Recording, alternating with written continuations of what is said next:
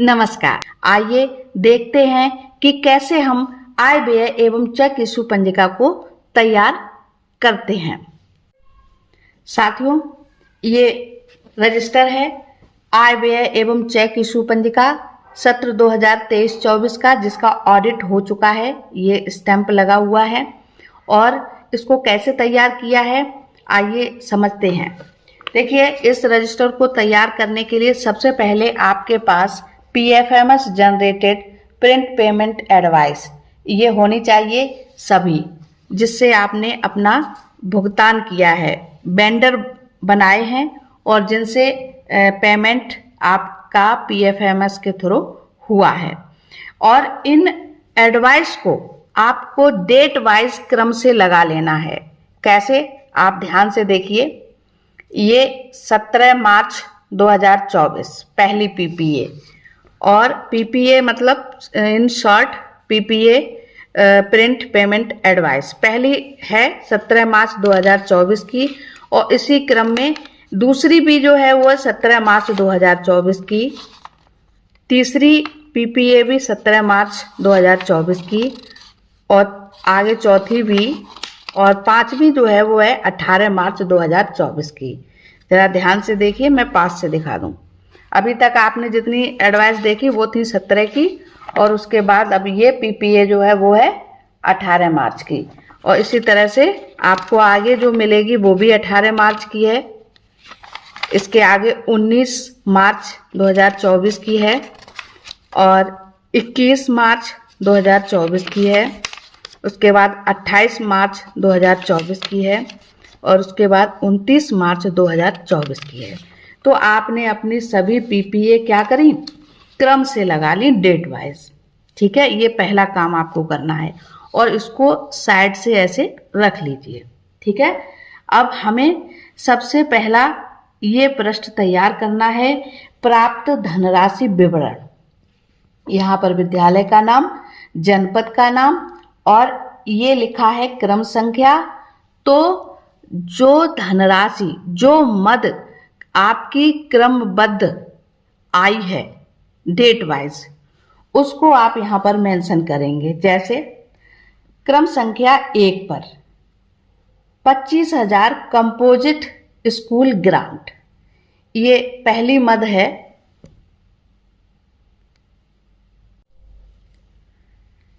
क्रम संख्या 1 पर 25,000 कंपोजिट स्कूल ग्रांट, ये सबसे पहली मद है जो कि हमें PFMS के थ्रू प्राप्त हुई है, और जिसका PPA ये बना हुआ है। और ये देखिए डेट इसमें पड़ी हुई है 17 मार्च 2024 की। साथियों, आप ये जो डेट पड़ी हुई है, आप यहाँ पर प्राप्त में वो डेट भी लिख सकते हो। यहाँ पर जो हमने 20 मार्च 2024 लिखी है, आप ये डेट भी यहाँ लिख सकते हो, लेकिन मैंने यहाँ पर 20 मार्च 2024 इसलिए लिखी है क्योंकि खाते में ये धनराशि 20 मार्च 2024 को प्राप्त हुई है, जिसकी वेंडर मैं खुद थी, या आप किसी और को भी बनाते हो तो उसके खाते में ये धनराशि जिस दिनांक में पहुंचती है, आप वो दिनांक भी यहाँ पर अंकित कर सकते हैं। लेकिन मैंने यहाँ पर वही दिनांक अंकित की है जिस दिनांक में PPA के थ्रू पैसा मेरे खाते में आया है, क्योंकि मार्च के महीने में ये सारी ग्रांट आई है, जिसमें जो वेंडर हैं, अगर हम बहुत सारे वेंडर बनाते तो क्या होता है कि एक वेंडर बनाते हैं तो 48 घंटे लगते हैं अपडेट होने में, वेंडर को शो होने में। इसलिए यहाँ पर मोस्टली पैसा जो है वो मेरे द्वारा ही, मतलब स्वयं मैं ही वेंडर बनी थी तो मैंने ही निकाला था, और ये पूरा अमाउंट जो है हमारे खाते में जिस दिनांक में, जिस तारीख में आता गया है, वो तारीख जो है मैंने यहाँ पर मेंशन की है। आप अपनी PPA की तारीख भी यहाँ पर लिख सकते हैं। अगर आपको ये सारा डाटा आपके पास अगर नहीं है, नहीं मिल पा रहा है मोबाइल से खाते का, तो आप जो है ना, या तो पासबुक प्रिंट करा लीजिए या फिर PPA की ही तारीख लिख दीजिए। आगे देखिए क्रम संख्या दूसरे पर 1300 रुपए, ये पीटीएम और वार्षिकोत्सव की धनराशि है, जिसका पीपीए आगे है दूसरे नंबर पर। आप क्रम से देखते जाइए, मैंने पीपीए के थ्रू ही जो डेट वाइज क्रम से लगा रखे हैं पीपीए, उन्हीं की ही मद यहाँ पर लिखती गई हूँ। तो ये 1300 रुपये, जो कि ये भी 17 मार्च को पीपीए जमा किया था, आप यहाँ देखिए स्क्रीन पर ये है। तो इसको मैंने दूसरे नंबर पर लिखा है, और चूंकि ये भी हमारा 20 मार्च को प्राप्त हुआ है खाते में। और आप इधर दूसरे पृष्ठ पे ये भी देखते जाइए कि ये जो क्रम संख्या आपकी यहाँ लिखी हुई है, वही क्रम संख्या हमने दूसरे पृष्ठ पर, अब आप यहाँ ये दूसरा पृष्ठ भी ध्यान से देखिए, वही क्रम संख्या दूसरे पृष्ठ पे सामने लिखी हुई है। जैसे कंपोजिट ग्रांट के सामने नंबर 1 और पीटीएम वार्षिकोत्सव के सामने नंबर 2, और तीसरे क्रम पे आती है हाउस होल्ड सर्वे रजिस्टर 223 रुपये, ये भी तीसरे नंबर पर है। तो जो क्रम हमारा यहाँ पर पड़ा हुआ है सबसे पहले, वही हमने दूसरे पृष्ठ पर यहाँ पर डाला हुआ है। इस क्रम का बहुत बड़ा रोल है, बहुत बड़ी भूमिका है स्टॉक पंजिका में। ये क्रम जो है वो आपको स्टॉक पंजिका में भरना ही होगा।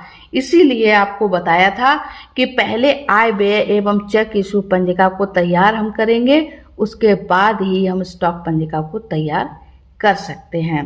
तो आइए आगे देखते हैं। ये 223 रुपये का पीपीए क्रम से लगा हुआ है, ये देखिए, और डेट भी 17 मार्च की है। यानी ये सारे पीपीए जो है ना इकट्ठे 17 मार्च को ही जमा किए थे, और क्रम से हमने यहाँ पर जो मद जैसे आती गई है, और यहाँ वैसे ही मैं क्रम से अंकित करती गई हूँ। आगे देखिए चौथे नंबर पर टीएलएम फॉर डिसेबल्ड स्टूडेंट्स, यहाँ पर भी ये चौथा नंबर पड़ा हुआ है, क्रम संख्या 4 है, और 1000 रुपये ये पीपीए हमारा ये क्रम से लगा हुआ है, और ये भी 17 मार्च का है, देख लीजिए आप। और ये इसकी मद है, ये देखिए। तो बहुत ही आसानी से, सरल तरीके से, सावधान तरीके से आप इसको रजिस्टर को बनाइए, कोई दिक्कत नहीं आएगी। अगर आपको आती भी है कोई समस्या तो आप हमसे कमेंट बॉक्स में कमेंट करके पूछ सकते हैं। और आगे देखिए 5वें नंबर पर 4000 रुपये मदर्स ओरिएंटेशन के, ये 5वां नंबर यहाँ भी पड़ा हुआ है दूसरे पृष्ठ पे, जो कि व्यय धनराशि का विवरण है ना। तो ये क्रम, ये वाला ही क्रम चलेगा, ध्यान रखना इसका। और अब हम ये 4000 रुपये का पीपीए है, जो ये भी 17 मार्च को है। ये जितनी भी 17 मार्च की अमाउंट हैं पीपीए हैं, वो सब 20 और कुछ 21 में प्राप्त हो गई हैं। 20 मार्च को प्राप्त हुई हैं, तो मैंने 20 मार्च लिख रखा, ये रहा। आपको ध्यान से इसलिए दिखा रहे हैं ताकि आप बिल्कुल भूले ना, पीपीए का क्रम ध्यान से सही सेट कर लें डेट वाइज। अब ये 18 मार्च में है 5000 रुपये, ये खेल कूद स्पोर्ट्स के हैं। ये 6ठे नंबर पर स्पोर्ट्स किट फॉर स्टूडेंट्स, देखिए ये भी 6 नंबर यहाँ पड़ा हुआ है ना। और ये अमाउंट जो है खाते में हमारे 21 मार्च को प्राप्त हुई है, तो वो मैंने यहाँ लिखी है। और फिर से बता दूं आपको कि आप पीपीए जनरेट जो की है वो डेट भी यहाँ पर लिख सकते हैं। आगे इसको बढ़ाते हैं। 7वें नंबर पर देखिए 25,000 यानी 50% कंपोजिट ग्रांट जो है वो फिर से निकाली गई है, और ये इसकी डेट है 18 मार्च। तो ये देख लीजिए, तो इसको भी हमने यहाँ पर क्रम से लिख रखा है 7वें नंबर पर, ठीक है। और 8वें नंबर पर, क्रम संख्या 8 पर 5250 यानी 5250 शिक्षक संकुल TLM एंड मीटिंग्स, 3000 रुपये TLM के और 2250 रुपये मीटिंग के। ये संकुल शिक्षक के धनराशि है जो कि प्राप्त हुई है 19 मार्च को। 19 मार्च को इसका PPA जनरेट किया गया है और ये भी क्रम से लगा हुआ है, आप देख लीजिए। और इस तरह से बहुत ही आसान है, आप बस PPA क्रम से लगा के रखिए। कोई भी पेपर है ना, गायब नहीं होना चाहिए, संभाल के रखना चाहिए। ये वित्तीय अभिलेख बहुत ही महत्वपूर्ण अभिलेख होते हैं। और यहाँ पर भी 8 नंबर ही डालना है। आगे देखिए 9 नंबर पर ये लर्निंग कॉर्नर का मटेरियल है। ये PPA जो है ये कब है, 21 मार्च को।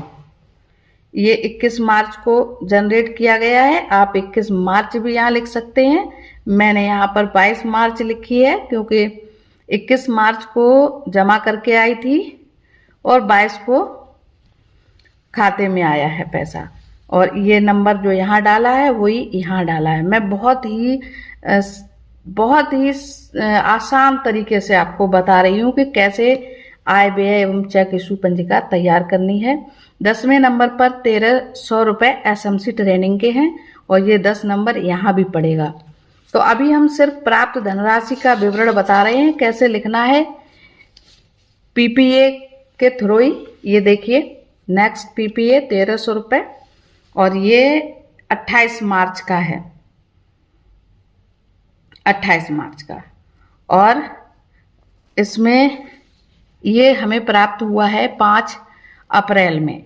हालांकि नया सत्र स्टार्ट हो गया है लेकिन खाते में हमारे 5 अप्रैल को ही प्राप्त हुआ था, इसलिए हमने यहाँ पर ये डेट लिखी है। आप 28 मार्च भी लिख सकते हैं जब आपने PPA जनरेट किया है, क्योंकि साथियों जब PPA जनरेट कर देते हैं तो PFMS अकाउंट से बैलेंस तो कम हो ही जाता है। आगे देखिए, अब लास्ट है, लास्ट PPA है हमारा हमारे शिक्षक फोटो फ्रेम के लिए। ये 750 रुपये आए हैं और ये भी अमाउंट जो है वो 5 अप्रैल को ही हमारे खाते में आया है। और ये रहा इसका PPA 29 मार्च को हमने तैयार किया है, जनरेट किया है। ये रहा 750 रुपये।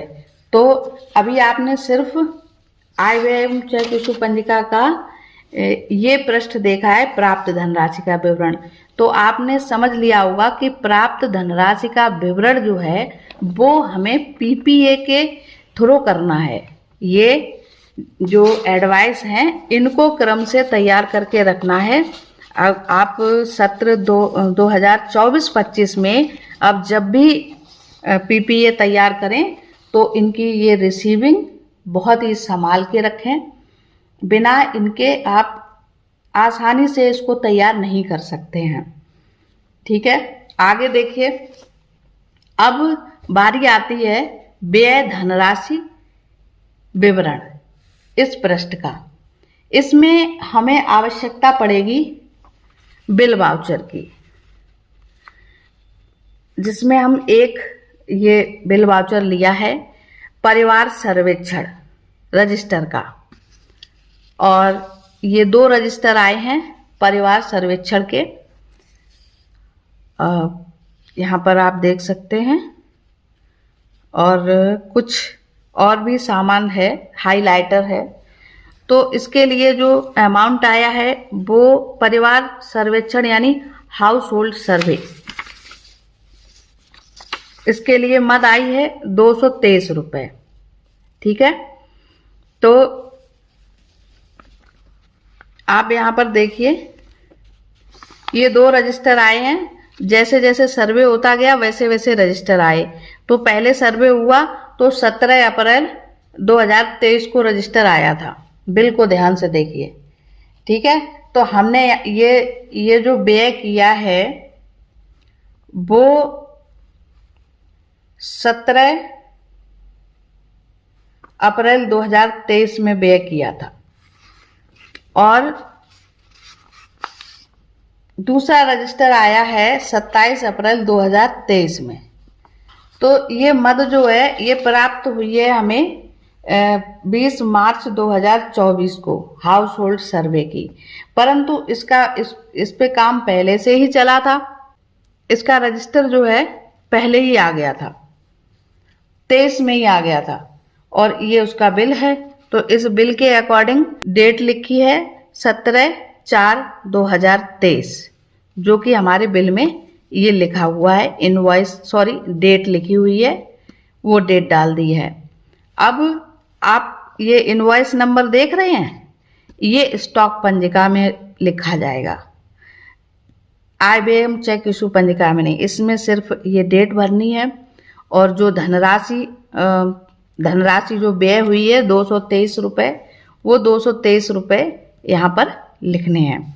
ये विवरण है उमेश पुस्तक भंडार एटा, जो लिखा हुआ है, ये लिखा हुआ है कार्यदायी संस्था संबंधित पक्ष का नाम। ये रजिस्टर लिए हैं, उस दुकान का नाम लिखना है। और व्ययकर्ता कौन है, प्रधानाध्यापक ही व्यय करेंगे, प्रधानाध्यापक ही लाएंगे, तो प्रधानाध्यापक के यहाँ हस्ताक्षर होंगे, यह नाम लिखा जाएगा। और ये लिखा है अवशेष धनराशि का विवरण। तो चूंकि अवशेष तो कुछ रहना ही नहीं है, PFMS के थ्रू जब अमाउंट आहरण हो रहा है, निकाला जा रहा है, तो वो पूरा का पूरा ही व्यय हो रहा है, तो सब में NA करके लिखना है। और आगे यहाँ पर प्रधानाध्यापक के हस्ताक्षर का कॉलम है। तो इसी तरह से हम थोड़ा आगे समझते हैं।